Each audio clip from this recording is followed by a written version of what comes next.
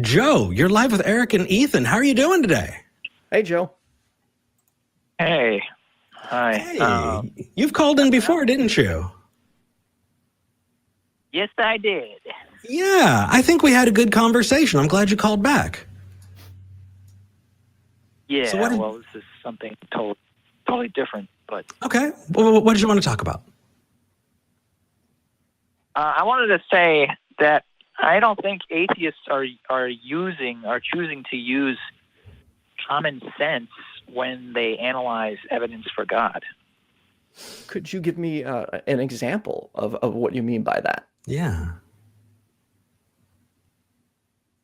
Well, for example, the idea that something can come from nothing. Have we ever said that? Have I or Ethan said that before? I haven't.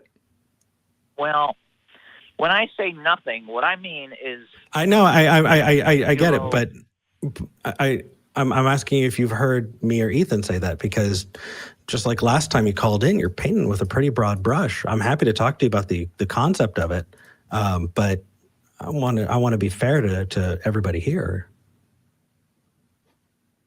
Yeah, all right. So maybe you can be the first atheist to actually explain this to me, because Sure. I've been in a lot of arguments with YouTube atheists who they don't make sense to me. I don't get what they're saying about Got the it. origin of the universe. Sure. I So mean, let's talk about what the claim is, right? Because the claim is usually brought to us as God created the universe. And so we ask, okay, how do you know that? Now, there are a number of theists who will respond, well, if God didn't do it, then nothing did it. And how can you say that nothing did it? And what that's actually doing is that's taking the burden of evidence, right? If you're making a claim, if you're saying something happened and we ask you to show evidence of it, right? That's on you to do that. But the idea of flipping that back the other way is shifting the burden of evidence. So my question for you is that what's keeping you believing in a God? I mean, is the idea that you haven't talked to an atheist who has given you a different proposition? Is that what's holding you to the God belief? not entirely, no. Okay. Would it change the confidence you have in your belief if we dissuaded you from this argument?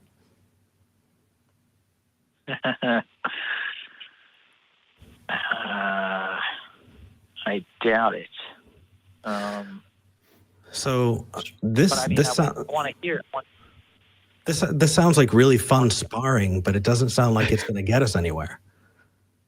And I'm happy to talk about it. I don't want you to think I'm sloughing it off, or I'm not trying to shirk responsibility. There we go. Shuck. What the fuck am I thinking? But I also want to make sure that the time that we're spending together, the time that we're talking to each other, is beneficial for all involved. Like if you were to show evidence that your God belief, that your God created the universe, I'd listen. And if I was convinced, I would become convinced. And I would hope that you're coming in open as an honest interlocutor as well. Yeah, and to kind of echo what Eric said, I can't speak for him or other atheists. There is a big part of me that still wants to believe there is a God and an afterlife. And the reason I think like that is, for instance, about 10 years ago, I lost my brother. I want to see him again.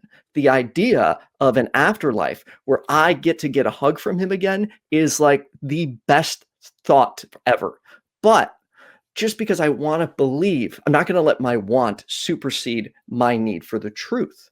So what evidence could you perhaps supply that would be more convincing to us? I mean, for me, it's miracles that happen in people's lives. Okay. So I've had a miracle happen to, or more than one miracle happen to me, and I've heard of other miracles happening to other people. okay. And I don't look at them as random coincidences. Why not? I see them as something that was orchestrated. So by I guess question. I'm trying the street epistemology approach with you because the way you came in, at least in the show notes, it sounded like you were atheists are doing this, and so I'm kind of trying to deconstruct a little bit here. If we were to kind of shift that view on miracles, would that change your confidence level when it comes to a God belief?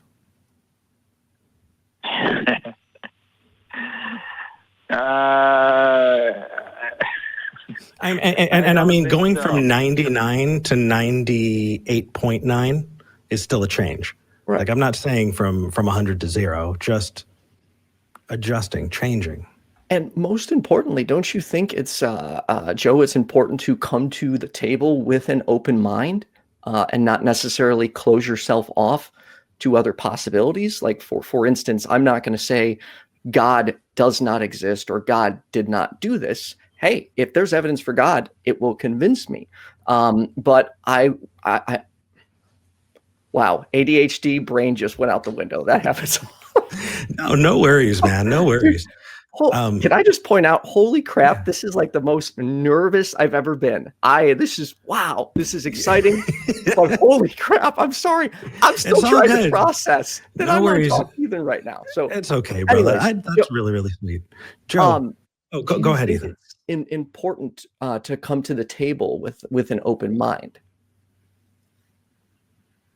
Yeah. Good. Then that makes 3 of us. Cool. Okay, so then I know you wanted to talk about common sense, but it sounds like this conversation might be better served if we talk about miracles. Would you agree? No, I kind of wanted to explain something about common sense.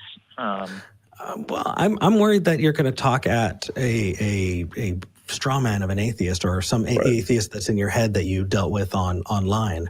And I've definitely had people who've called in or written in and tried to use Talk Heathen as a platform to settle their Facebook and Twitter arguments.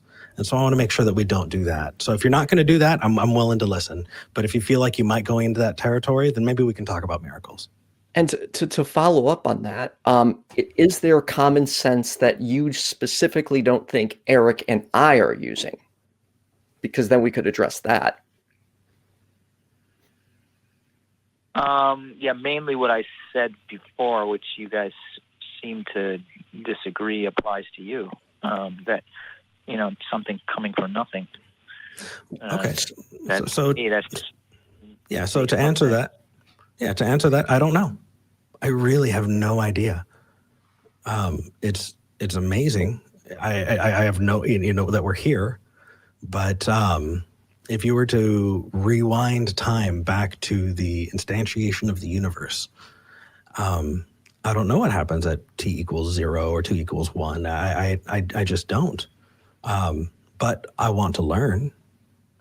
What I think is when you make the God claim, I don't think you have the firepower to bring to the table to be convincing.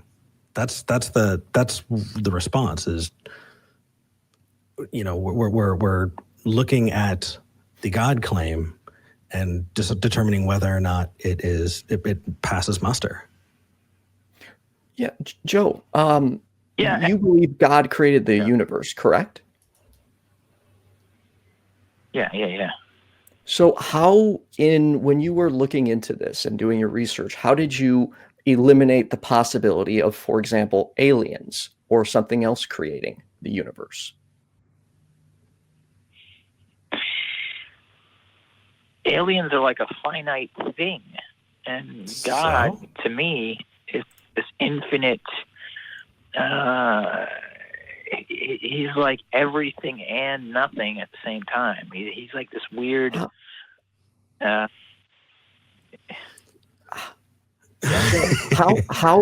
do you know that?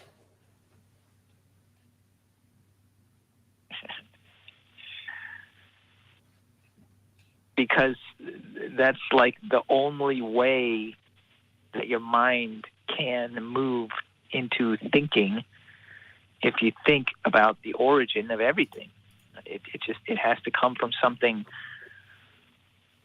extraordinary. I'm sorry.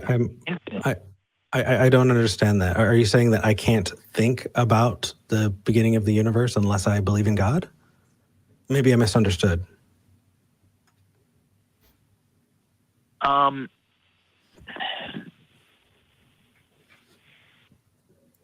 Yeah, the whole, I mean, looking out at night at the stars and seeing all those stars and thinking about them all, and then in the microscopic universe as well, there's like so much going on, and the complexity of this universe is amazing. If it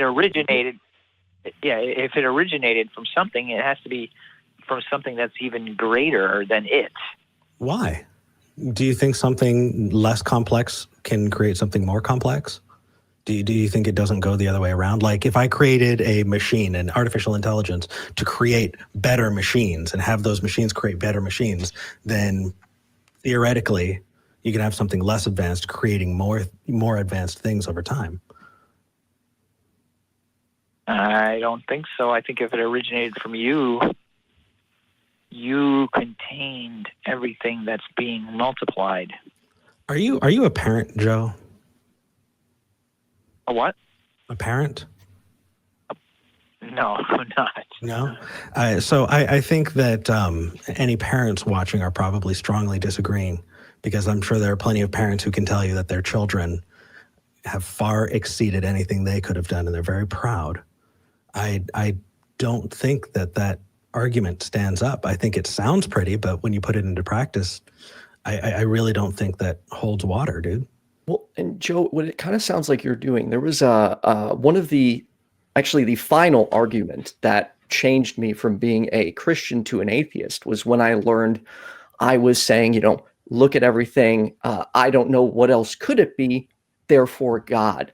And that's the important part, is we don't know what created or birthed, however you want to define it, this universe into existence. So wouldn't you say it's more important to say, hey, I'm not sure what happened, but I'm going to keep looking at this with an open mind until I figure out what did happen, as opposed to just saying, I don't know or understand this, therefore God did it. Yeah. Well, I only see three possibilities for the origin of the universe. Okay. What are your three possibilities? A, there was an ultimate consciousness, like super intelligent. Okay. What if I told you we could discount that immediately? We can kick that one out immediately. I definitely would not believe you. But okay. Okay. Cool. Can you have consciousness without a brain? Yes. Show me that consciousness, please.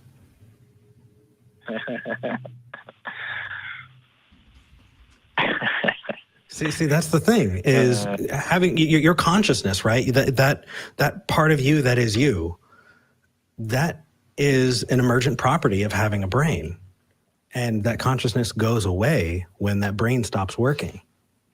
And we see that to varying degrees, even with people who have brain damage, and how that changes their consciousness. And so to say there's a consciousness living somewhere out in the universe completely ignores the fact that consciousness is a body is required for it. A brain is required for it. So let's take the first of those options that you said and throw it out the window, because it is not possible. What are your other options? I believe it is possible. I think that the brain is a seat of consciousness for the soul, for the spirit. And the brain has to be Go ahead. The brain has to be functioning and intact for a certain kind of spirit to inhabit it, and then the spirit will choose to inhabit it. Okay. And So it sounds like you're bringing something new to the table, and I know that we're running a little long on time, and so I want to make sure that we have time for the other callers. But Joe, you just brought the spirits into the conversation. What is a spirit? How's that different from a body? What does it do? What qualities does it have? Can I measure it? Can I interact with it? Can I, does it look like something? Is it tangible in any way, or is it just an imaginary friend? I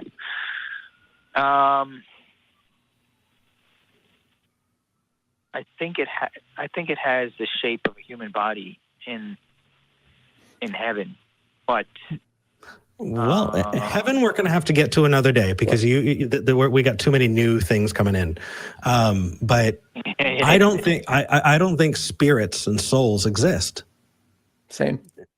And if you do, then I would love for you to bring evidence for it, because like we said at the top of the call, we are having these conversations openly. We're trying to be honest interlocutors, and we have that expectation for our callers. So you have been kind. Your first call, your second call, you've been kind. You are welcome to call back again. I've got to tell you, man, when you came in last time, you came in guns blazing saying atheists do this. And we talked you down off the ledge, and you called in again this week and it was atheists do this. I want you to know I cannot speak for all of us, because a lot of us are assholes, but I think that's true of humanity. Yeah. So, And it's, Joe, the one recommendation I would give, because I have made this mistake, and I'm sure I may make this mistake again, is when I have talked to some Christians, I'll bring in other things Christians have said and attribute to them. I shouldn't be doing that. I should be engaging with the person I'm talking to. So for instance, find something you want to challenge us on, and then address that directly with us, as opposed to just painting a broad brush and assuming, we all think alike. definitely. yeah, Hopefully.